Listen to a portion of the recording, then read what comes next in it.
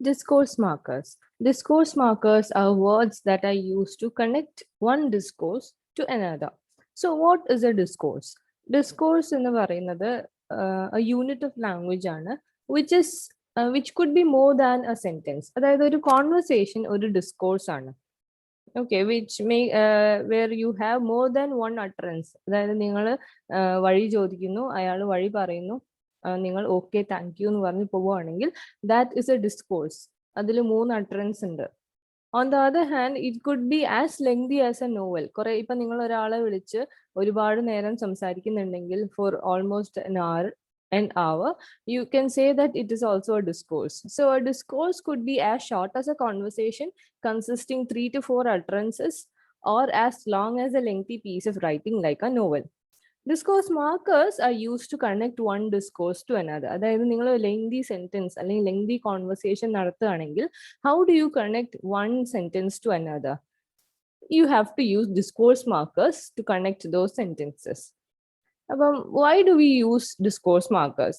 Discourse markers are expressions used to connect ideas. Or idea is, if you have to connect one idea to another, you need to use discourse markers. It is used to connect parts of speech or writing to emphasize certain things. ഇപ്പൊ ഒരു കാര്യം emphasise ചെയ്യണമെങ്കിൽ, ഒരു കാര്യം clarify ചെയ്യണമെങ്കിൽ with giving examples, you can use discourse markers. To deviate from one idea to the next, to link what you already mentioned with what you are going to mention. ഒരു ഐഡിയയിൽ നിന്ന് deviate ചെയ്യണമെങ്കിൽ, അതേപോലെ നേരത്തെ പറഞ്ഞ ഒരു ഐഡിയയിൽ നിന്ന് നേരത്തെ പറഞ്ഞ കാര്യത്തിൽ നിന്ന് ഇനി പറയാൻ പോകുന്ന കാര്യത്തിന് രണ്ടിനെയും ലിങ്ക് ചെയ്യിക്കണമെങ്കിൽ ഒക്കെ ഡിസ്കോഴ്സ് മാർക്കേഴ്സ് ഉപയോഗിക്കണം.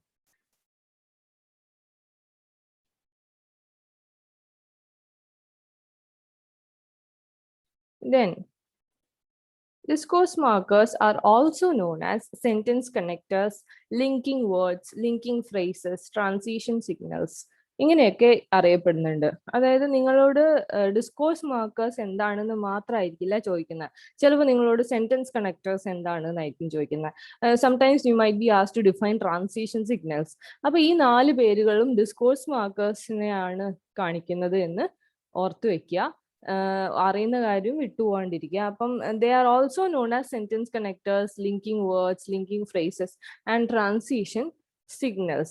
And there are formal and informal discourse markers. Formal and informal discourse markers ഉണ്ട്. അതേപോലെ തന്നെ appropriate use of discourse markers. എപ്പോഴും നിങ്ങളൊരു ലെങ്തി പാരഗ്രാഫ് അല്ലെങ്കിൽ ഒരു conversation that last more than 3 to 4 utterances, അങ്ങനെയുള്ള ഒരു അവസ്ഥയിൽ in order to present your ideas in a very structured manner, you need to use discourse markers. ഒരു ലോജിക്കലായിട്ട് ഒരു കാര്യം ലോജിക്കലായിട്ട് വളരെ സ്ട്രക്ചേർഡ് ആയിട്ട് പറയണമെന്നുണ്ടെങ്കിൽ ആദ്യം ഞാൻ ഇത് ചെയ്തു, പിന്നെ ഞാൻ ഇത് ചെയ്തു, പിന്നെ ഇങ്ങനെ ചെയ്യണം, അങ്ങനെയൊക്കെ പറയണമെന്നുണ്ടെങ്കിൽ you need to use discourse markers. എന്ന് വെച്ചിട്ട് ഓരോ സെന്റൻസിലും ഓരോ ഡിസ്കോഴ്സ് മാർക്കേഴ്സ് ഉപയോഗിക്കുന്ന പോലെ ഒരിക്കലും ചെയ്യരുത്. Excessive use of discourse markers will make your writing look more artificial. അപ്പം എക്സസീവ് യൂസ് ഒരിക്കലും പാടില്ല, കുറച്ച് മാത്രം ഉപയോഗിക്കുക. But it is important that you use discourse markers in your writings. The main function of discourse marker is to establish connections or relationship between ideas. ഇതാണ് discourse മാർക്കറിന്റെ main function എന്ന് പറയുന്നത്. അപ്പൊ നിങ്ങളോട് ഡിസ്കോഴ്സ് മാർക്കർ ഡിഫൈൻ ചെയ്യാൻ പറയുന്നുണ്ടെങ്കിൽ you need to write all these points. അതായത് നമ്മൾ ആദ്യത്തെ സ്ലൈഡിൽ പറഞ്ഞ ഇത്രയും കാര്യങ്ങളും കൂടാതെ സെക്കൻഡ് സ്ലൈഡിൽ പറഞ്ഞ ഈ കാര്യങ്ങളും ഡിഫൈൻ ചെയ്യുമ്പോൾ എഴുതണം. Sometimes you might be asked to use a single discourse marker. അതായത് പല ഡിസ്കോഴ്സ് മാർക്കേഴ്സിനും പല പേർപ്പസ് ഉണ്ട്. ആ പേർപ്പസ് പറഞ്ഞിട്ട് അതിലുള്ള അതായത് use discourse markers that are use to structuring ideas. അത് നമ്മൾ കുറച്ചും കൂടെ പഠിക്കും. There practical questions. ഓക്കെ, അടുത്ത സ്ലൈഡിൽ നമുക്ക് നോക്കാം. This is a table given in your textbook. Go through this table. It is informal discourse markers. ഇതെല്ലാം നിങ്ങൾക്ക് അറിയുന്ന വാക്കാണ്. All these words are informal discourse markers. നിങ്ങൾക്ക് അറിയുന്നതായതുകൊണ്ടാണ് പെട്ടെന്ന് പറഞ്ഞു പോകുന്നത്. ടെക്സ്റ്റിൽ ഒന്ന് നോക്കുക. You have to be more concerned about formal discourse markers. അതായത് ഇൻഫോർമൽ ഡിസ്കോഴ്സ് മാർക്കേഴ്സ് എന്തായാലും അറിഞ്ഞിരിക്കണം. ഫോർമൽ ഡിസ്കോഴ്സ് മാർക്കേഴ്സ് ആയിരിക്കും ചിലപ്പോൾ നിങ്ങളോട് യൂസ് ചെയ്യാൻ പറയുന്ന ടൈപ്പ് ക്വസ്റ്റ്യൻസ് വരുന്നത്. These are also words that you are very familiar with, but you need to memorise some of these words. അതായത് ഇത്രയെങ്കിലും നിങ്ങൾ ഓർത്ത് വയ്ക്കണം. ഇതിലും കൂടുതൽ ഡിസ്കോഴ്സ് മാർക്കേഴ്സ് ഉണ്ട്, ഫോർമൽ ഡിസ്കോഴ്സ് മാർക്കേഴ്സ് ഉണ്ട്. പക്ഷേ ഈ ടേബിളിൽ തന്ന ഡിസ്കോഴ്സ് മാർക്കേഴ്സ് എങ്കിലും നിങ്ങൾ അറിഞ്ഞിരിക്കാൻ ശ്രമിക്കുക. Because you might be asked practical questions. അതായത് ഈ ആസ് എ റിസൾട്ട് വെച്ചിട്ട് ഒരു സെന്റൻസ് ഉണ്ടാക്കാൻ, അല്ലെങ്കിൽ ഫെർദർ മോർ വെച്ചിട്ട് ഒരു സെന്റൻസ് ഉണ്ടാക്കാനായിരിക്കും ചിലപ്പോൾ നിങ്ങളെടുത്ത് പറയുന്നുണ്ടാവുക. So what are these discourse markers for? നമ്മൾ പറഞ്ഞു ഓരോ ഡിസ്കോഴ്സ് മാർക്കേഴ്സിനും ഓരോ പേർപ്പസ് ഉണ്ട് എന്ന് നമ്മൾ പറഞ്ഞു. അപ്പം എന്താണ് ആ purpose? What are the uses of discourse markers? ഓരോ ഡിസ്കോഴ്സ് മാർക്കേഴ്സിനും ഓരോ പേർപ്പസ് ആയിരിക്കും. പക്ഷെ ഒരേ ഡിസ്കോഴ്സ് മാർക്കർ പല പേർപ്പസിന് വേണ്ടിയിട്ട് ഉപയോഗിക്കാം. Let's see. ഇതാണ് the uses. It is used for sequencing ideas, balancing contrasting points, introducing a new idea, giving concessions and similar ideas. നിങ്ങളുടെ ടെക്സ്റ്റ് ബുക്കിൽ ഇത് ക്ലിയർ ആയിട്ട് കൊടുത്തിട്ടുണ്ട്. ഈ സ്ലൈഡ് നോക്കിയിട്ട് മനസ്സിലാവുന്നില്ലെങ്കിൽ check it in your text book. Look it up in your text book. You will understand it in a better way. ഞാൻ ഇവിടെ അതിന് തൊട്ട് താഴെ തന്നെ ഒരു എക്സാമ്പിൾ കൊടുക്കുകയാണ് ചെയ്തത്. മറ്റു വ്യത്യാസങ്ങളൊന്നും വരുത്തിയിട്ടില്ല. So, sequencing ideas. What are the discourse markers used to sequence an idea? അതായത് നിങ്ങൾ ഒരു സീക്വൻസ്, ഒരു പ്രത്യേക സീക്വൻസിലാണ് പറയാൻ പോകുന്നത്, ഒരു പ്രത്യേക ഓർഡറിലാണ് കാര്യങ്ങൾ പറയാൻ ഉദ്ദേശിക്കുന്നതെങ്കിൽ you have to use discourse markers called discourse markers like firstly, secondly, thirdly, etcetera. ഇങ്ങനെയൊക്കെ പറയാം. You can also use discourse markers like furthermore. അതായത് തേർഡ്ലി കഴിഞ്ഞാൽ പിന്നെ ഫോർത്ത്ലി എന്ന് പറയാൻ പറ്റില്ല. അപ്പൊ you can write furthermore, moreover, ഇതൊക്കെ പറയാം. അതേപോലെ തന്നെ to balance contrasting points you can write on the one hand, on the other hand. On the one hand the students are well educated, on the other hand there is A high rate of unemployment in Kerala. രണ്ടും contrasting points ആണ്. ഇതെങ്ങനെ രണ്ട് സെന്റൻസിലായിട്ട് ഒരേ പാരഗ്രാഫിൽ പറയാം? അത് നമ്മൾ രണ്ട് സെന്റൻസും തട്ടിച്ച് നോക്കുന്നത് പോലെയാണ്. On the contrary is also use to show contradiction. Introducing a new idea. To begin with എന്ന് പറഞ്ഞിട്ട് നമുക്കൊരു ഐഡിയ കൊണ്ടുവരാം. ഒരു പുതിയ പാരഗ്രാഫ് ഒക്കെ എഴുതണം എന്നുണ്ടെങ്കിൽ ടു ബിഗിൻ വിത്ത് എന്ന് പറഞ്ഞിട്ട് നമുക്ക് തുടങ്ങാം. Giving concessions or similar ideas. Concessions means giving examples or similar ideas in the same way. അതേപോലെ തന്നെ for instance, therefore, in the same way. ഇതെല്ലാം കൺസെഷൻസും സിമിലർ ഐഡിയാസും കൊടുക്കാനും ഉപയോഗിക്കാം. Clarifying, emphasising or softening a point, ഇതിനു വേണ്ടിയും ഉപയോഗിക്കാം. Softening a point means clarifying. അതായത് എക്സാമ്പിൾ കൊടുത്ത് ഒരു കാര്യത്തിനെ എംഫസൈസ് അല്ലെങ്കിൽ ക്ലാരിഫൈ ചെയ്യുക എന്ന് തന്നെയാണ് ഉദ്ദേശിക്കുന്നത്. അതിനും ഈ ഡിസ്കോഴ്സ് മാർക്കേഴ്സ് ഉപയോഗിക്കാം. For instance, therefore, in the same way, on the whole. Presenting A counter argument. അതായത് നേരത്തെ പറഞ്ഞതിൽ നിന്ന് നേരെ ഓപ്പോസിറ്റ് ആയിട്ട് ഒരു കാര്യം പറയുമ്പോൾ ഇൻ സ്പൈറ്റ് ഓഫ് അല്ലെങ്കിൽ despite, this or that. In spite of എഴുതുമ്പോൾ നിങ്ങളൊരു കാര്യം പ്രത്യേകിച്ച് ശ്രദ്ധിക്കണം. ഇൻ സ്പൈറ്റ് എന്ന് പറയുന്ന രണ്ട് വാക്കാണ്. In spite is always followed width of. In spite കഴിഞ്ഞാൽ എപ്പോഴും ഓഫ് എഴുതണം. On the other hand, despite is a single word. In spite of and despite can be used interchangingly. രണ്ടിനും ഒരേ മീനിങ് ആണ്, മാറി മാറി ഉപയോഗിക്കാം. In spite of heavy rains in Kerala, we experienced drought this year. കനത്ത മഴ ഉണ്ടായിട്ടും ഈ വർഷം വരൾച്ച അനുഭവപ്പെട്ടു. അങ്ങനെ രണ്ട് കൗണ്ടർ ആർഗ്യുമെന്റ് ആണ്, രണ്ടും ഓപ്പോസിറ്റ് ആയിട്ടുള്ള കാര്യങ്ങളാണ്. Then changing of subject. ഒരു കാര്യം അടുത്ത വേറൊരു കാര്യം പറയണമെന്നുണ്ടെങ്കിൽ however എന്ന് തുടങ്ങിയിട്ട് പറയാം. Dismissing a previous argument or claim. Same, in spite of this or that, despite this or that. Previous argument dismiss ചെയ്യാൻ വേണ്ടിയിട്ടും നമുക്ക് ഇൻ സ്പൈറ്റ് ഓഫ് ഉപയോഗിക്കാം. നേരത്തെ പറഞ്ഞ അതേ എക്സാമ്പിൾ എടുക്കാം. In spite of heavy rains in Kerala we experience drought. ആ heavy rains എന്നതുകൊണ്ട് അതിനെ ഡിസ്പ്രൂവ് ചെയ്യാൻ വേണ്ടിയിട്ടാണ് നമ്മൾ ഈ ഒരു സെന്റൻസ്, ഈ ഒരു ഡിസ്കോഴ്സ് മാർക്കർ ഉപയോഗിക്കുന്നത്. Then you can add add new points by using in addition or incidentally. You can use to a great extent if you have to persuade someone or something. Then structuring, നമ്മൾ sequencing പറഞ്ഞതുപോലെ തന്നെയാണ് structuring. ഒരു പ്രത്യേക സ്ട്രക്ചറിൽ നിങ്ങൾക്കത് പറഞ്ഞു വെക്കണം എന്നുണ്ടെങ്കിൽ you can use furthermore ഓവർ ഒക്കെ യൂസ് ചെയ്യാം. ജനറൽ ആയിട്ട് ഒരു കാര്യം പറയണമെന്നുണ്ടെങ്കിൽ in order to generalise something you can use the discourse marker in general. For giving example you can use for instance. If you have to sum up or draw a conclusion, which you do at the end of every essay or a paragraph, you can use therefore as a result to sum up, in conclusion, on the whole. മൊത്തത്തിൽ on the whole. ഇതൊക്കെ അവസാനം ഉപയോഗിക്കുന്നതാണ്. either as the last sentence, either in the last sentence of a paragraph or in the last paragraph of an essay. ഈ വാക്കുകളൊക്കെ ഉപയോഗിക്കാം. As you have seen, ഒരേ വാക്ക് repeated ആയിട്ട് പല പേർപ്പസിനും വരുന്നുണ്ട്.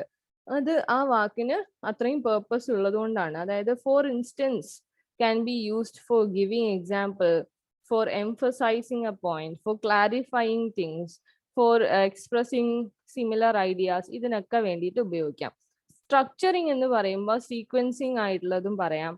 അതേപോലെ തന്നെ സ്ട്രക്ചർ ചെയ്യുന്ന കാര്യങ്ങൾ ഫർദർ മോർ ഓവർ ഇത് പറയാം. ആഡ് ചെയ്യുന്ന കാര്യങ്ങൾ പറയാം. In addition, incidentally, giving examples പറയാം. ഇതെല്ലാം സ്ട്രക്ചറിംഗ് വരും. കാരണം we need to if you have to structure things you can use all these kinds of discourse markers. നിങ്ങൾ ഇത് അറിഞ്ഞിരിക്കേണ്ട ആവശ്യം എന്താണെന്ന് വെച്ചാൽ, നിങ്ങളോട് questions will be asked to write. For example പറയുകയാണെങ്കിൽ, write a paragraph using discourse markers that are used to structure things, or write a paragraph using structuring discourse markers. അങ്ങനെ പറയുകയാണെങ്കിൽ നിങ്ങൾ ഡിസ്കോഴ്സ് മാർക്കേഴ്സ് ഉപയോഗിച്ചിട്ട് ഒരു പാരഗ്രാഫ് എഴുതേണ്ടി വരും. Okay, so you need to know what discourse markers are, which discourse markers are used for structuring a paragraph, which are used to summing up or conclude a paragraph, which are used to sequence a paragraph or points, etc. ഇതൊക്കെ അറിഞ്ഞിരിക്കണം. 2 examples നിങ്ങളുടെ ടെക്സ്റ്റിൽ തന്നിട്ടുണ്ട്, അതുകൂടെ നോക്കാം.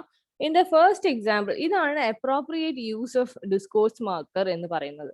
വലിയ 2 paragraph ആണ്, ആകെ 3 ഡിസ്കോഴ്സ് മാർക്കേഴ്സേ ഉപയോഗിച്ചിട്ടുള്ളൂ. അത് നിങ്ങളൊന്ന് വായിച്ചു നോക്കാം. On the other hand, in the second example, there are one discourse marker in each, there is one discourse marker in each of the sentence. ഓരോ സെന്റൻസിലും ഓരോ ഡിസ്കോഴ്സ് മാർക്കേഴ്സ് ഉപയോഗിച്ചിട്ടുണ്ട്. അങ്ങനെ ഒരിക്കലും യൂസ് ചെയ്യരുത്. It is an example for excessive use of discourse marker. Example 2 is inappropriate use of discourse marker, while example 1 shows the appropriate use of discourse markers. Discourse markers പൊതുവെ initial position ആണ് എടുക്കുക. ഒരു സെന്റൻസിന്റെ തുടക്കത്തിലാണ് discourse markers വരിക. അതായത് how ever, അല്ലെങ്കിൽ for instance, അല്ലെങ്കിൽ therefore ഒക്കെ പോലെ, ടു സം അപ്പ് എന്നതൊക്കെ പോലെ. Sometimes it takes the mid position also. ചിലപ്പോൾ മാത്രം ഇൻസ്പൈറ്റ് ഓഫ് അല്ലെങ്കിൽ ഡിസ്പൈറ്റ് പോലെയുള്ള ചില ഡിസ്കോഴ്സ് മാർക്കേഴ്സ് മാത്രം മിഡ് പൊസിഷൻ, നടുക്ക് വരാറുണ്ട്, ഒരു സെന്റൻസിന്റെ നടുക്ക് വരാറുണ്ട്. Otherwise it always takes the initial position. Then completeness of sentence. ഈ സ്ലൈഡിൽ നിങ്ങളുടെ ടെക്സ്റ്റിലുള്ള പോയിന്റ്സ് തന്നെയാണ് ഇത്. വാട്ട് ഇസ് എ സെന്റൻസ് എന്നുള്ളൊരു ക്വസ്റ്റ്യൻ നിങ്ങൾക്ക് തിയറിറ്റിക്കൽ ക്വസ്റ്റ്യൻ വരികയാണെങ്കിൽ you need to write all these points. Sentence എന്താണ്? It is a set of words that contain a subject and a verb and a complete idea. ഇതെല്ലാം നിങ്ങൾക്ക് അറിയുന്നതാണ്. അതൊന്ന് വായിച്ചു നോക്കാം. ഒരു സെന്റൻസ് എന്ന് പറയുന്നത് എന്താണ്? അതിന് സബ്ജക്ട് വേണം, വേർബ് വേണം, ഒരു കംപ്ലീറ്റ് ഐഡിയ വേണം. അതെങ്ങനെയാണ് അവസാനിക്കുന്നത്? It starts with a capital letter and ends with a period. ഒരു ഫുൾ സ്റ്റോപ്പ് ആണ്, exclamation point or question mark. ഇതൊക്കെ വെച്ചിട്ടാണ് അത് എൻഡ് ചെയ്യുന്നത്. So there are two things that you need to concentrate in this part. What is a dependent and independent clause? ഇതൊക്കെ text, ബാക്കിയുള്ള points ഒക്കെ ടെക്സ്റ്റിലുണ്ട്, ഒന്ന് ഓടിച്ചു വായിച്ചു നോക്കാം. Completeness of a sentence is determined by its ability to stand alone. Complete സെന്റൻസിനെ കുറിച്ച് നമ്മൾ തുടക്കത്തില് ക്ലാസ്സിൽ പറഞ്ഞിട്ടുണ്ട്. ഒരു സെന്റൻസ് പറയുമ്പോൾ ഒരു ഹോൾ ഐഡിയ, കംപ്ലീറ്റ് മീനിങ് തരാൻ കഴിയണം ആ സെന്റൻസിന്. എന്നാൽ മാത്രമേ അതൊരു കംപ്ലീറ്റ് സെന്റൻസ് ആവുകയുള്ളൂ എന്ന് നമ്മൾ തുടക്കത്തിൽ പറഞ്ഞിട്ടുണ്ട്. ബാക്കിയുള്ളതൊക്കെ സെന്റൻസ് ഫ്രാഗ്മെന്റ്സ് ആണ് എന്ന് നമ്മൾ പറഞ്ഞിരുന്നു. So completeness of sentence is identified by its ability to stand alone. അതായത് ഇൻഡിപെൻഡന്റ് ആയിരിക്കണം എന്ന് സാരം. So what is an independent clause? A clause is a group of words. Clause എന്ന് പറയുന്ന ഒരു group of words ആണ്. An independent clause is a group of words that can stand alone and makes complete sense. അതായത് ഒരു complete sense ഉണ്ടാവുകയും ഒരു സബ്ജക്റ്റും വേർബും ഉണ്ടാവുകയും ചെയ്യുകയാണെങ്കിൽ it is an independent clause. Dependent clause on the other hand is a group of words that does not make complete sense. ഫ്രാഗ്മെന്റ്സിനെയാണ് നമ്മൾ dependent close എന്ന് പറയുന്നത്. Dependent close complete ആവണം എന്നുണ്ടെങ്കിൽ it must always be supported by an independent clause. Dependent clause is also a group of words, but it doesn't make complete sense. If you have to complete the sense of a dependent clause, it needs to be supported by an independent clause. താഴത്തെ example നോക്കാം. When I was at school, ഇതാണ് ഇതിലെ dependent close എന്ന് പറയുന്നത്. When I was at school. When I was at school എന്ന് പറയുമ്പോൾ അതിന്റെ ബാക്കി എന്താണെന്ന് നമുക്ക് മനസ്സിലാവുന്നില്ല. അതിന്റെ കംപ്ലീറ്റ് മീനിങ് കിട്ടണം എന്നുണ്ടെങ്കിൽ it needs to be supported by an independent clause. I used to sing patriotic songs. ഈ ഡിപ്പെൻഡന്റ് ക്ലോസിൽ സബ്ജക്റ്റ് മാത്രമേ ഉള്ളൂ, വേർബ് ഇല്ല. വേർബ് വരുന്നത് സെക്കൻഡ് ഇൻഡിപെൻഡന്റ് ക്ലോസിലാണ്. Okay, I think it is clear. It is also called a subordinate clause. Dependent clause നെ subordinate clause എന്നും പറഞ്ഞു വിളിക്കാറുണ്ട്. നിങ്ങൾക്ക് എക്സസൈസ് വരുന്നത് you will be given a sentence and asked to identify independent clause and dependent clause. ഏതാണ് independent close, ഏതാണ് dependent close എന്ന് ചോദിച്ചിട്ടായിരിക്കും question വരാം. ഒരു സെന്റൻസിൽ ഒരു ഇൻഡിപെൻഡന്റ് ക്ലോസ് എന്തായാലും ഉണ്ടാവും, അല്ലാതെ sentence is never complete. Okay, but it could always consist of more than one independent clause and more than one dependent clause. ഒന്നോ അതിൽ കൂടുതലോ ഇൻഡിപെൻഡന്റ് ക്ലോസ് ഉണ്ടായിരിക്കാം. more than one independent clause. അതേപോലെ തന്നെ ഒന്നിൽ കൂടുതൽ ഡിപ്പെൻഡന്റ് ക്ലോസും ഉണ്ടായിരിക്കാം. പക്ഷേ ഡിപ്പെൻഡന്റ് ക്ലോസ് മാത്രമായിട്ട് ഒരു സെന്റൻസ് ഉണ്ടാവില്ല. Because it is not a complete sentence, it will only be a fragment of a sentence. ഇതിൽ തന്നിരിക്കുന്ന എക്സാമ്പിൾസും നിങ്ങളുടെ ടെക്സ്റ്റിലുള്ളതാണ്. ഇൻഡിപെൻഡന്റ് ക്ലോസിനുള്ള എക്സാമ്പിൾ നോക്കാം. Saritha caught jaundice on her way to Mumbai. She suffered a lot and she recovered after a month. It has 3 independent clauses. ഇതിന് 3 ഭാഗങ്ങളുണ്ട്, 3ഉം independent close ആണ്. ഇതിനൊക്കെ 3 ഭാഗങ്ങൾക്കും ഒരു സബ്ജക്റ്റും ഒരു വേർബും ഉണ്ട്. Saritha caught jaundice, subject and verb, on her way to Mumbai. She suffered a lot. She is a subject, suffered is a verb. She recovered after a month. She is a subject, recovered is the verb. ഇങ്ങനെ ഒരു independent close കണ്ടുപിടിക്കാൻ അതിൽ സബ്ജക്റ്റും വേർബും ഉണ്ടോ എന്ന് നോക്കുകയാണ് നമ്മൾ ചെയ്യാം. Then diversifying sentences. We'll discuss diversifying sentences in the next class. നിങ്ങൾ ഇതുവരെ വായിക്കുക ടെക്സ്റ്റിൽ there are exercises given to you. You need to do those exercises. നിങ്ങളുടെ ഗൂഗിൾ ക്ലാസ് റൂമിൽ ഞാൻ എക്സസൈസ് ഇട്ടിട്ടുണ്ട്, അതുകൂടെ ചെയ്യാം.